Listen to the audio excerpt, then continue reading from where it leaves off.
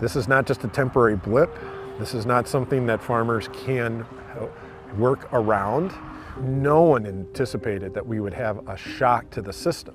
All the experts did not see this coming when we received this rise in fertilizer prices because of this war. And really, no one's really seeing a way out. That shock to the system means that diesel now is more than $5 a gallon, and fertilizer costs are up more than 30%, adding thousands of dollars of new costs to already strained farmers we met, like Aaron Lehman. When something like this happens, farmers just have to take the hit somehow and find a way to get a crop in the ground this year.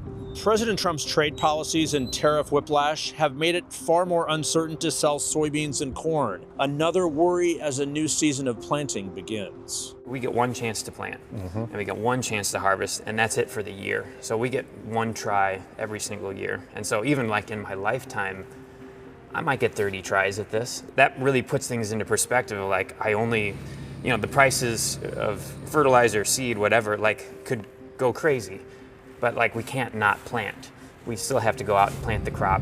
And now the Strait of Hormuz may be more than 7,000 miles away from Iowa, but even with the fragile ceasefire, what's happening there is having a direct ripple effect here. The question, will it impact the midterm elections? I think farmers are becoming more and more aware is that you need to say to our elected leaders, what are you saying about the fertilizer situation? What are you saying about the trade situation? Are we going to stand up to these things that are hurting us, or are we not? This is not something that farmers can work around.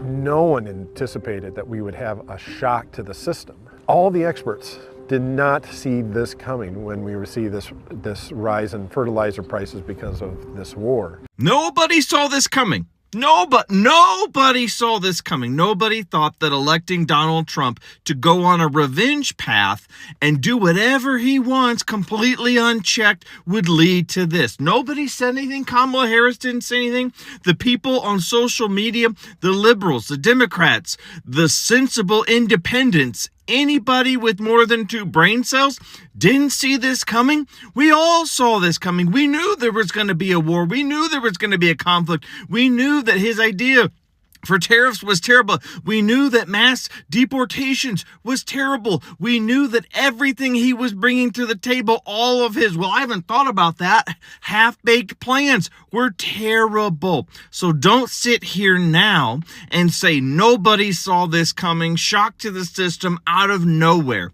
No, he started this war with Iran single-handedly, and we knew he would do something exactly like it. So these farmers want to continue to tell us, we didn't know, we're in pain, all these big farmers are getting the subsidies and the bailouts, we're suffering, we're going to close our family farm.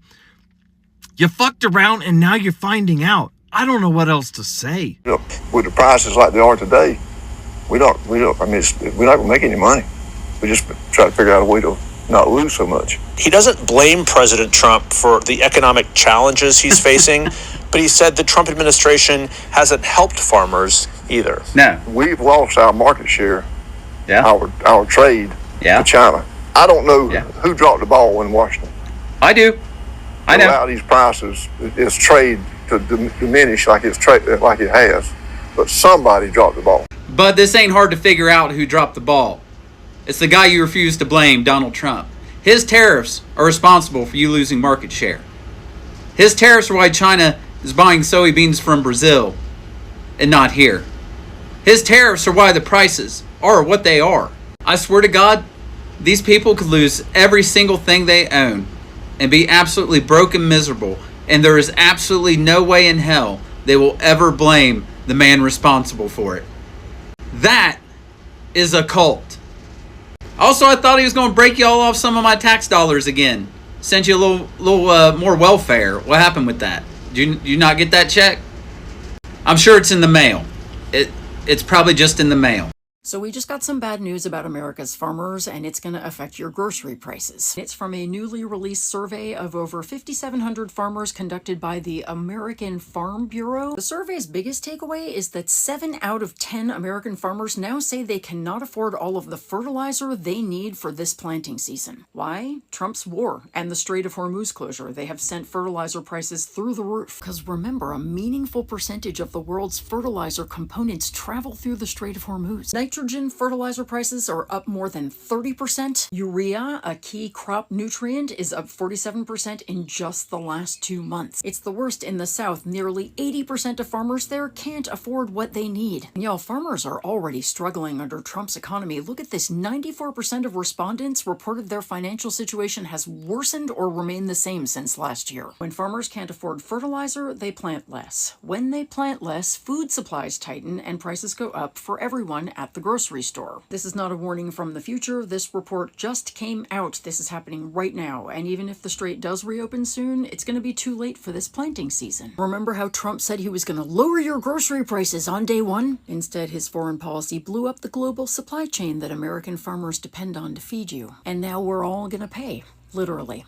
Damn, farmers are going through it. New survey data from the American Farm Bureau Federation shows nearly 60% of U.S. farmers say their finances are getting worse, just as spring planting season ramps up. Now, fourth-generation farmer Lorenda Overman telling me fertilizer and nitrogen costs on her North Carolina farm jumped from $139 per acre last year to $217 an acre this season.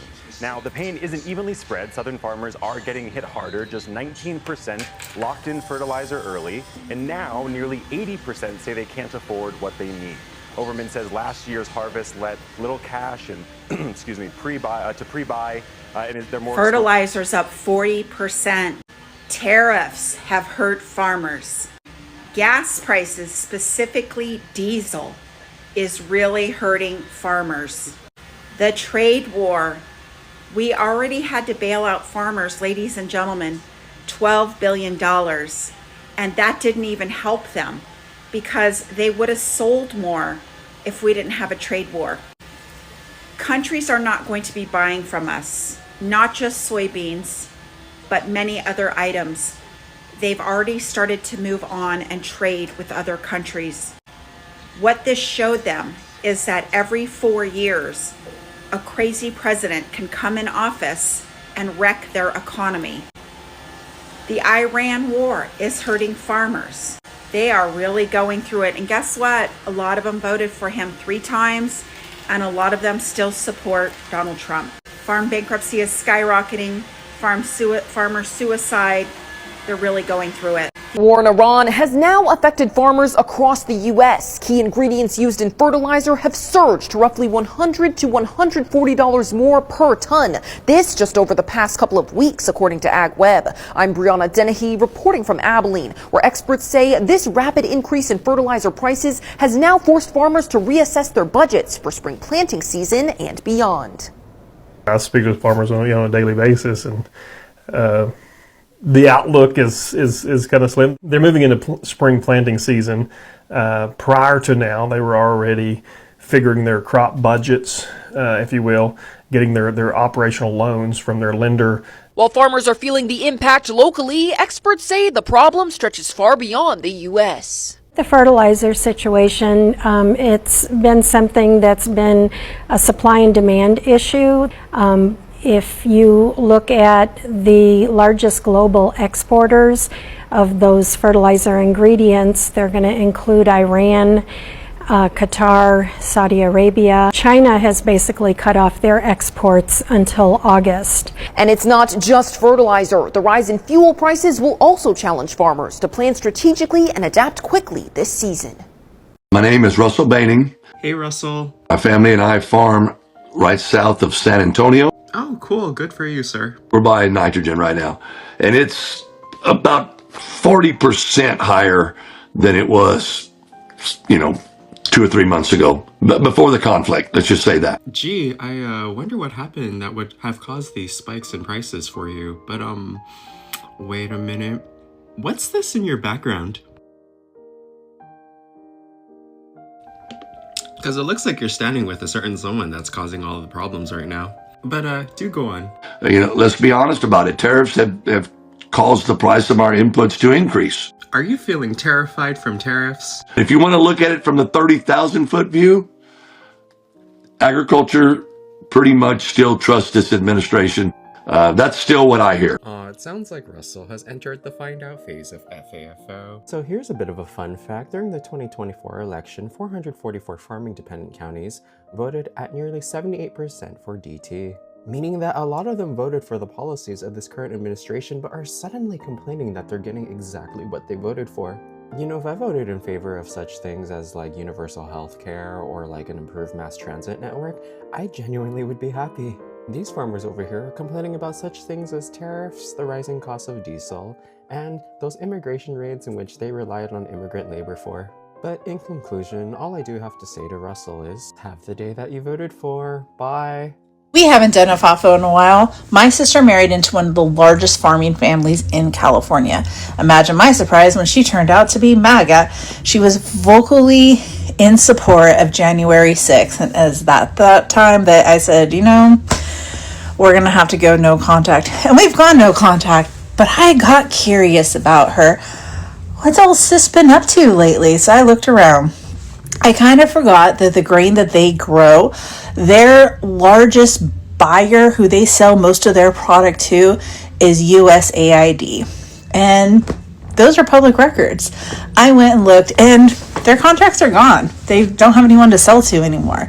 Like 100% of their crops for the last 30 years have been sold to them. I don't know if it's 100%, but it's a lot. The one thing that I think is really interesting, well, one, she had to get rid of like a lot of their like toys, like their RVs, their boat, even though they live inland, nowhere near a lake. But anyway, one of the things that I found really interesting is I got super curious and I started Googling her husband's family name, and they have received millions, tens of millions. These of the family members who I have actually met, and I can remember their names. Now, I haven't talked to her in a decade. I haven't seen her in person in, I don't know, maybe 25 years. It's a long story. Her husband's family members have collected millions and millions of dollars in subsidies. Bitch, you're a preschool teacher. Why are you getting $500,000 in subsidies, farm subsidies? Anyway, they've lost their contract. They have no one to sell their crops to. There's only so many people who want to make feed out of this particular type of grain. And so, sis, I'm glad you're getting everything that you voted for. Your food prices are about to go astronomically high, and here's why. And I hate doing these videos, but here we go. Fertilizer is getting squeezed hard.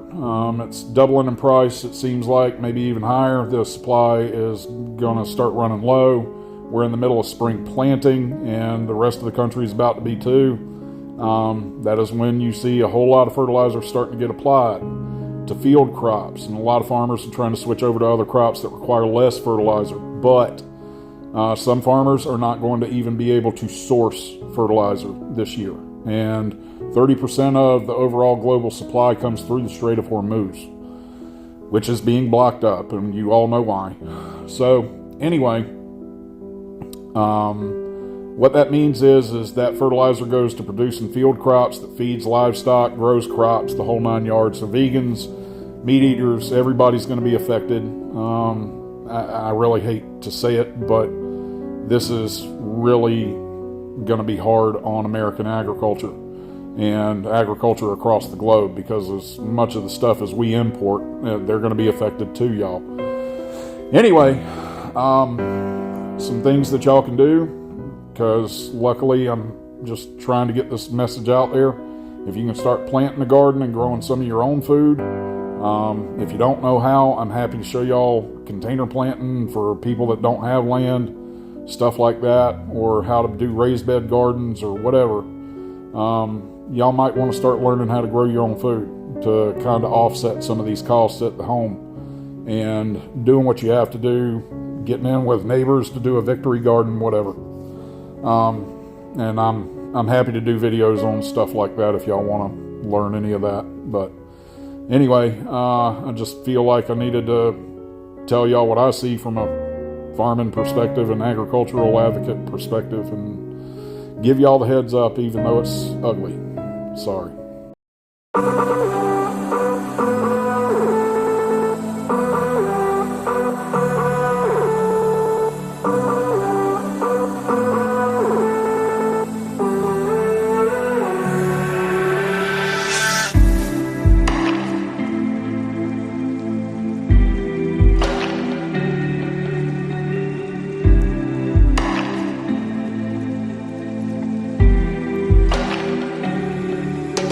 Show you a video, but I want to make a statement when you're done watching it, okay? And the statement goes out to every single farmer who did this, and there are so many. The owners of Barbie's Berries here in Whatcom County used to allow ICE agents to use their fields to look for dangerous criminals among the farm worker population until they saw a different side of things. Workers prepare for the new season at Barbie's Berries in Ferndale, although owner Randy Kraft worries it isn't just his crops getting all the attention. We're kind of like an easy picking area, I feel like. Randy recently had 2 longtime workers get picked up by immigration agents and deported. Hardworking family men he's known for more than a decade. Not even a traffic ticket nothing. Western Washington agriculture advocates say this spring has seen a surge in ICE activity as workers return to the fields. Randy, a self-described right-winger, says he believed President Trump when he said agents were only going after the worst of the worst undocumented immigrants. As far as I can tell, from what comes out of Trump's mouth, they're not supposed to be taking innocent people, good, hard-working innocent people that we need. I've been knocked right in my butt, I'll admit it. Yeah, I'm really disappointed. The narrative that the administration is preaching really is not necessarily translating here on the ground. Washington State currently ranks dead last in America for farm profitability. Industry advocates warn the threat of additional deportations may make labor difficult to find and this fall's crops difficult to harvest. If that workforce is scared to even come to work because they or their family might be targeted by ICE, that puts your entire operation in jeopardy. Randy feels his government has let him down. He hopes the only things being picked up in Whatcom fields from now on are crops. I'm not sure if you heard it, the part about where he allowed ICE to come into his fields to harass his paid employees, people he was supposed to have vetted before he hired them. So the chances of them being, violent criminals were pretty slim to none. This is a man who heard all of the very same messaging that you and I heard, the same exact rhetoric come out of Donald Trump's mouth about how, they were all criminals, they were all rapists, they were all drug dealers, they were bad hombres. He heard it all, the same we heard. And when we said this is going to be an ethnic cleansing, we meant it. But you gambled your farm against your own racism, against your own bigotry. And at this point in the game, I don't give a fuck if I never have a goddamn vegetable or fruit from this country ever again. You all deserve to lose your farms. If you allowed ICE in your fields, you cheered this on, or you voted for it. Kiss my ass. American farmers overwhelmingly voted for Donald Trump in this past election, and they're about to have an FAFO moment.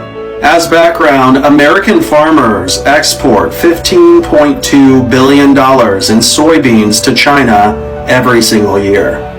And now, because of Donald Trump's tariffs, these farmers are in big trouble. 8 out of the 10 states that produce the most soybeans that are exported to China voted for Donald Trump. The last time Donald Trump was in office, the agriculture sector lost $27 billion as a result of his previous tariffs.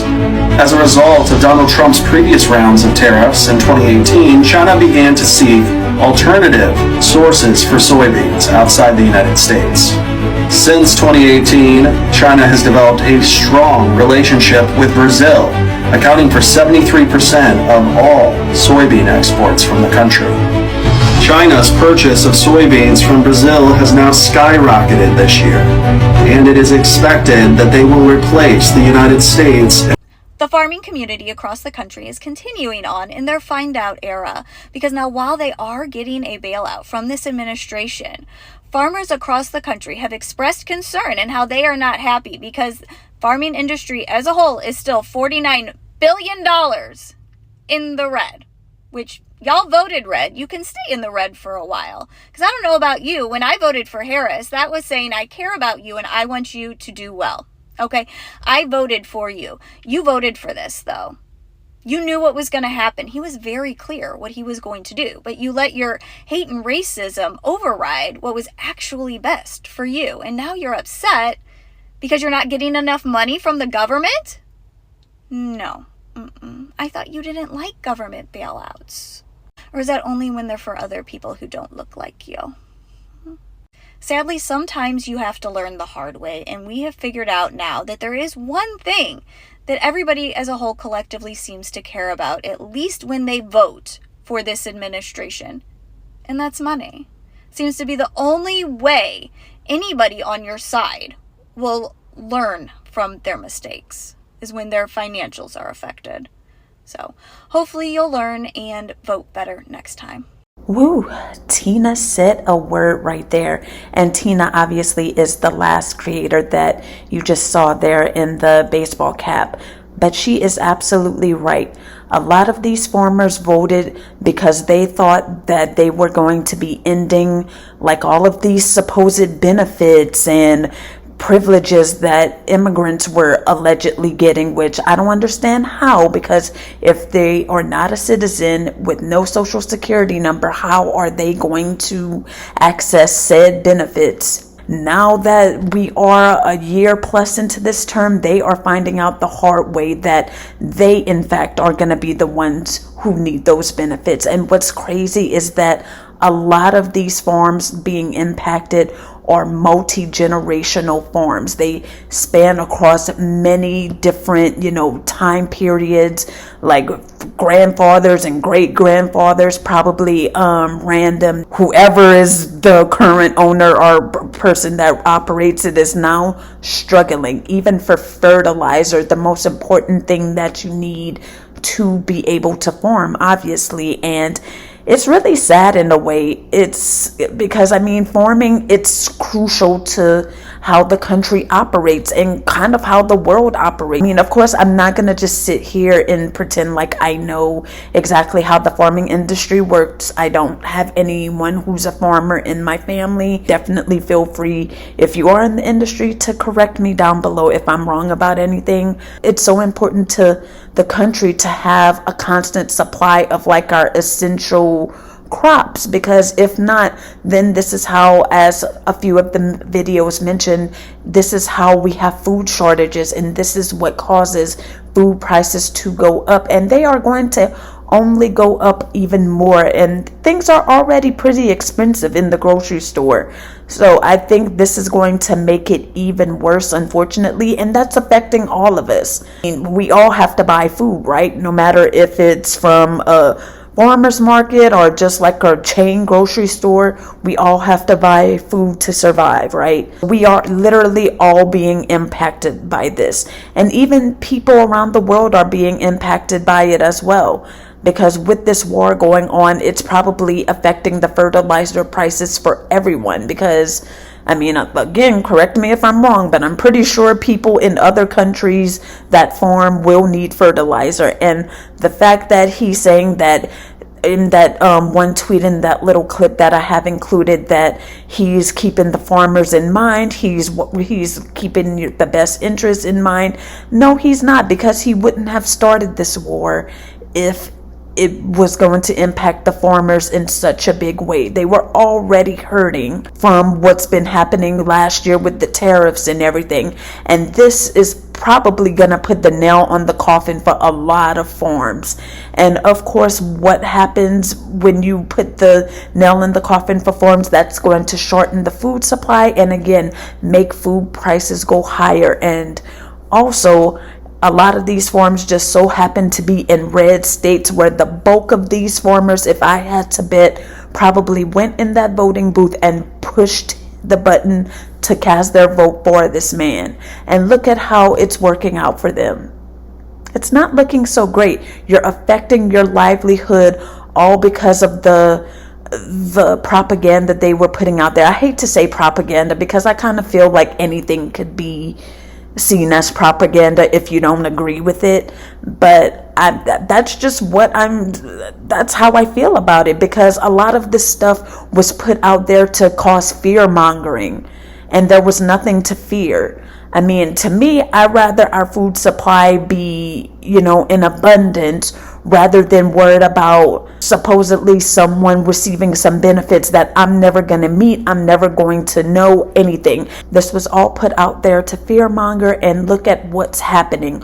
All of these people started to get freaked out and, oh, we have to save the country, blah, blah, blah. And look at what's happening. Much worse things are happening around the country in regards to many different industries, construction, farmers, everything. And I just feel that we got put into this position kind of for nothing, because nothing crazy was happening. And for those farmers who were like, oh, I thought he was only going to, target the criminals. Of course he wasn't. He ran on mass deportations. Things could definitely be interpreted differently by different people, but I just feel that a lot of this was just put out there just for him to cause, again, like fear amongst people, like, oh, the immigrants are going to take over the country. But look at what's happening in return. Like, everything is suffering. Every industry is having a hard time right now. And to me, that greatly outweighs anything that could have been happening with some immigrants. A lot of this stuff could have been prevented. Imagine, and like I'm always going to say, I don't think everything would have been perfect under Kamala, because of course right now we are under a Republican-ran Congress. So I feel like a lot of this stuff would be blocked, anything that she'd be trying to do. But I think we would definitely not be in the situation that we're at. I don't care what anyone says. We definitely would not be in a war, and farmers and other industries would not be greatly impacted like this. And that's just my opinion. Of course, like I say in every video, you could definitely feel free to let me know if you disagree down below. I get it, not everybody is going to have the same opinion on it, but I think that we would be in a better position for sure, because there's constantly people in my comments saying he was the lesser of two evils, like Kamala would be way worse. Like, where's your, like, what are you basing that off of? This man started a whole unnecessary war, but you think like Kamala, it would have been worse? Like, I'm not understanding, what are you basing that off of? Like, Kamala was going to put things into place that would help the American people, not hurt it like this man is doing. This man is just on a power trip, just trying to do anything and everything just to make countries around the world have to suffer. A lot of these farmers are coming on here saying they need help. They don't even know how they're going to make it. And we knew this was going to happen, and we tried to tell y'all, but y'all wanted to bring this horrible man back into the office because y'all have so much hope for him. And I don't know where y'all got that hope from, because as one of the clips said, things weren't even great for farmers in his first administration. So what did they think was going to happen that was going to make it so much better, when on his first try it wasn't even great? And a lot of that was pre-pandemic. So what's the excuse? Like, why did you have so much trust in him now? But I don't know, y'all. It's just not making sense. And a lot of them, like I said, come on saying, oh, I didn't think that they were going to impact my employees. They're such good people, never got a traffic ticket before. But when you're a target, the situation the person may be in or their character is not taken into consideration. They're just going off of the way that you look, and it's all racism. It will always lead back to racism, and that's what you voted for. I hate to be a broken record, but this is exactly what you get, because that's what you voted for. And like Tina said in the end, there is like, she voted to make sure that everything was going to be good with your farm, and that's what I voted for. Again, I don't even know any farmers, but I don't wish a farmer to be on the verge of losing everything. That was not what I wanted at all. I want everybody to prosper. I want everyone to have the same chances to succeed as everyone else who has already succeeded. But some people didn't want that. And it's sad to see, and now look what's happening. Now they're on the verge of losing everything as well, and it didn't have to be that way. Let me know what you guys think about it down below. I definitely want to hear it. You guys know that I'm in the comments all the time replying to you guys, so would definitely be interested to hear what you think about this topic.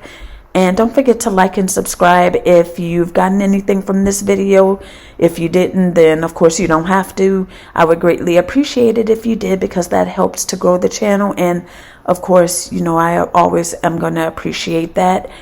And if you made it this far, of course, thank you as always. And I'm going to catch you guys in the next video.